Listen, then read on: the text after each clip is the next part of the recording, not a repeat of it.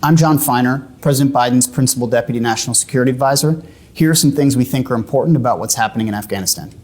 First, President Biden has been clear for a long time that the United States went to Afghanistan to get the people who attacked us on 9/11. We accomplished that mission many years ago. President Biden has also been clear that we inherited an agreement that the previous administration made that required a very difficult choice. On the one hand, the president had the choice of increasing the number of U.S. troops in Afghanistan after May 1st and going back to war with the Taliban, a decision that would have required significant combat and American casualties. On the other hand, the president had the choice of withdrawing American troops and giving the Afghan army the opportunity to defend its own country. After 2 decades of conflict in Afghanistan, the president was not willing to hand this decision off to a successor.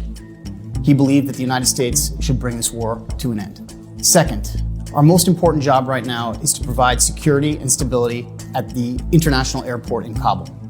That mission was accomplished in large part because we planned for it. President Biden ordered the pre-positioning of U.S. forces in the region and deployed those forces in recent days to ensure that security and stability could be brought to the airport.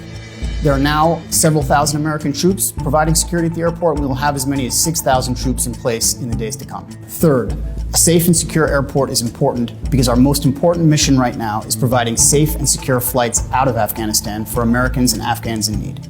Already, the United States has brought 2,000 special immigrant visa applicants directly to the United States. We have temporary housing and facilities for up to 22,000 more Afghans in the United States, and we are working to get as many of these vulnerable Afghans and American citizens out of Afghanistan as quickly as possible in the days ahead. Fourth, the nature of the terrorist threat has changed significantly since the United States went to Afghanistan in 2001. At that time, Afghanistan presented the most severe threat to the security of the United States.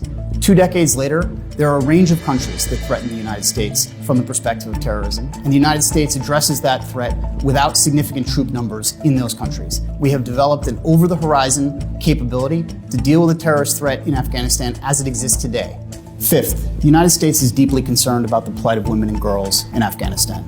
We will use every tool at our disposal, political, economic, diplomatic tools, in order to sustain the gains that women and girls have made over the last 2 decades. And any future government of Afghanistan will be held accountable for how they address this important issue.